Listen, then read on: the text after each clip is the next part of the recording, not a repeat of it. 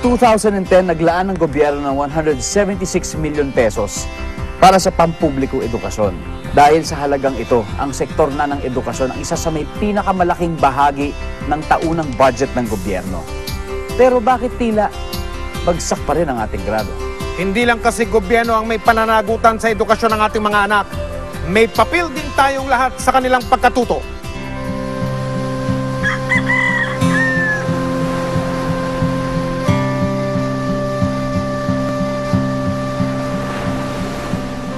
Para magkaroon ng reforma, kailangan lahat magtulungan. No? Hindi lang ito pananagutan ng gobyerno, ng LGU, ng DepEd.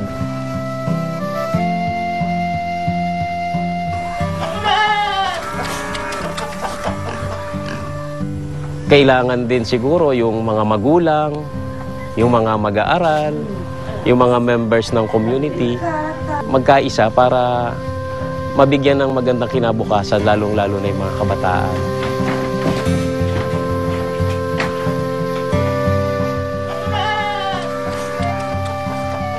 Kasi naniniwala kami na yung education is one of the means to poverty alleviation. No? Kapag ang isang bata ay may pinag-aralan, siguradong uunlad yung buhay niya. No? Kaya ito yung advocacy namin, poverty alleviation through education.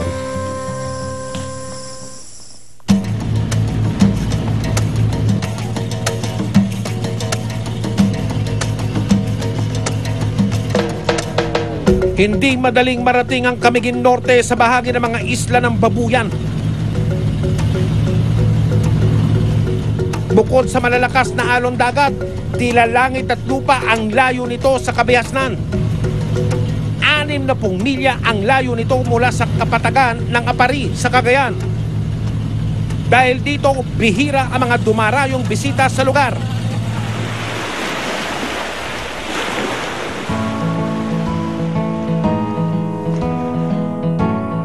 Halos kalahati ng populasyon sa munisipalidad ng Calayan ang hirap sa buhay.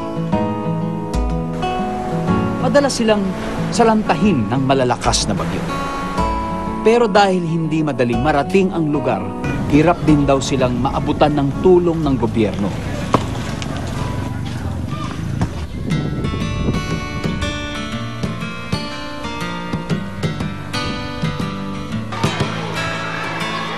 Ang kanilang paaralan ang madalas daw hagupitin ng mga unos. Right? I will read to you. Bukod sa walang aklat na mabasa, problema rin ang pangsulat ng mga bata. Mga sirang lapis ng mga bata. Ito po pinag-igi ang ginamit ng mga bata hanggang sa pudpud na. Minsan nga, kapag walang pensil yung katabi at yung katabi niya meron siyang malaki kaunti, hinahati nila yung lapis para lang maibahagi sa kanyang katabi at magsulat silang dalawa.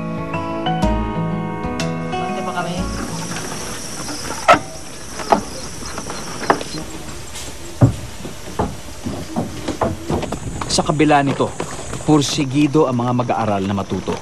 Tulad ni Ricky, na sa kabila ng kapansanan, araw-araw pumapasok sa kanyang klase.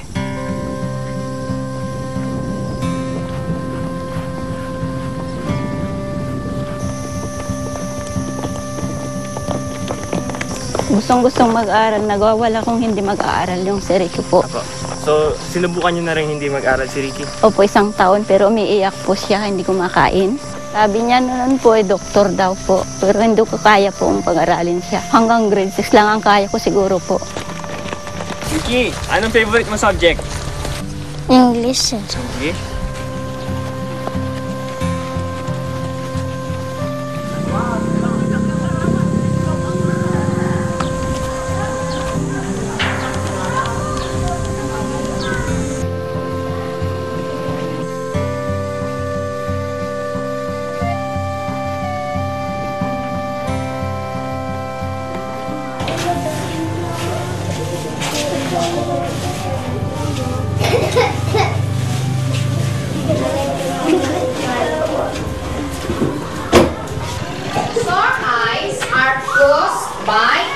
Action! Oh. Nasa ikatlong baitang nasa elementarya si Ricky. Tila matagal-tagal pa ang panahong guguguli niya bago niya maabot ang pangarap niya maging ganap na doktor. It is where the cells of the Lalo na kung ang pagkamit ng edukasyon sa kanilang lugar ay hahadlangan ng alon at bagyo ng mga problema. a transparent Louder. the eye.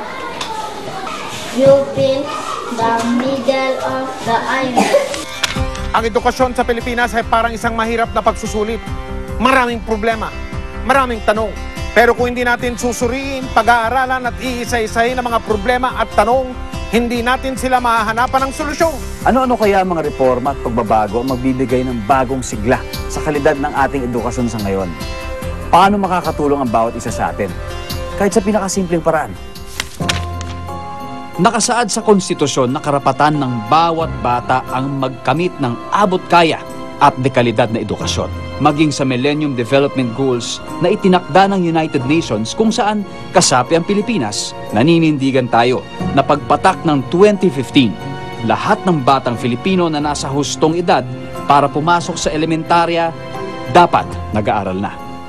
Nakakabahala ang pag-aaral na nagsasabing sa buong timog sila ang Asya. Pangalawa tayo sa pinakakulelat pagdating sa kalidad ng edukasyon sa elementarya.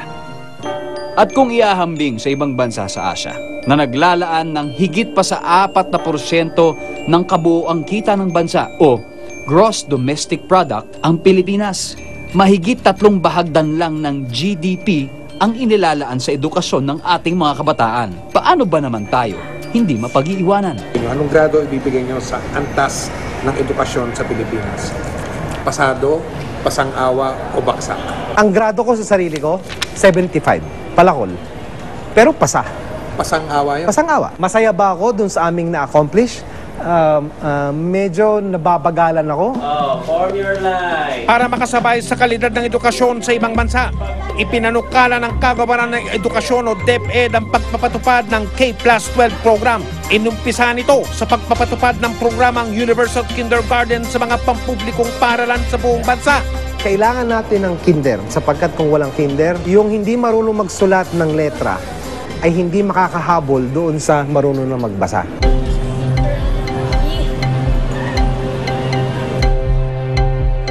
Sunod na mga akbang ang pagdagdag ng 2 taon sa 10 taong kurikulum ngayon ng pinagsamang elementarya at high school.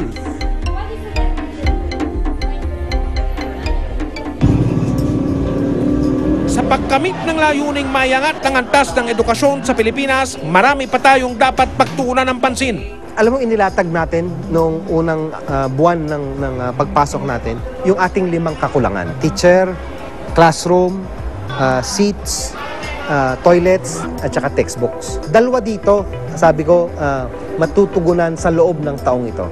Textbooks at saka seats. So 3 lang ang utang ko.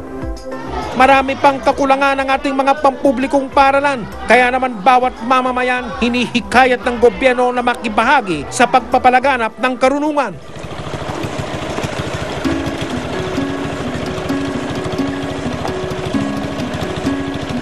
Halos 5 oras bago nakarating sa isla ng Camiguin Norte ang kurap paroko ng lugar na si Father Jomar.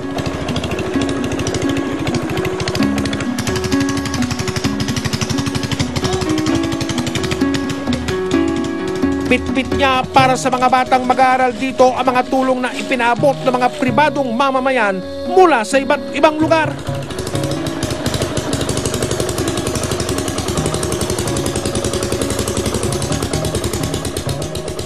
Nung simula, lapis lang yun eh. Pero nung sumunod na taon, bukod sa lapis, meron na kaming mga pinamigay na pad papers, notebooks, bags, tsinelas, raincoat, payong, lahat ng gamit ng bata. Kaya ginawa na namin tong taon-taon, yung Project Aral. Tuwing magbubukas ang eskwela, nagdadala kami dito ng mga school supplies. Sabi mo lang, Brad, kapag Ang pagbibigay ng donations po sa amin ay malaking tulong para sa aming mga guro, lalong-lalo na sa mga bata. sa tulong din na galing sa pribadong sektor at pondong galing sa lokal na pamahalaan, nakapagpatayo na rin ng mga bagong gusali para sa mga mag-aaral. Yes, so makikita natin dito na ang barangay nagpi-pitch in din para makatulong din sa public elementary school. Tapos yung library sa non-government organizations. So tulong-tulong talaga kasi kailan talaga lahat magtulong-tulong. Kasi kung iaasa lang natin sa government, sa gobyerno at nakikita natin na kulang din ang resources ng gobyerno, hindi rin magsasucceed yung mga projects, no, sa mga paaralan.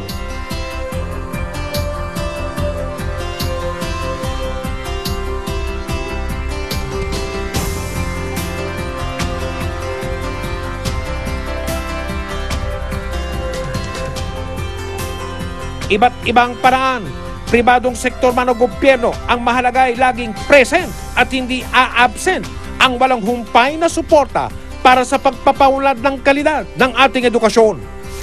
Baksak o pasado?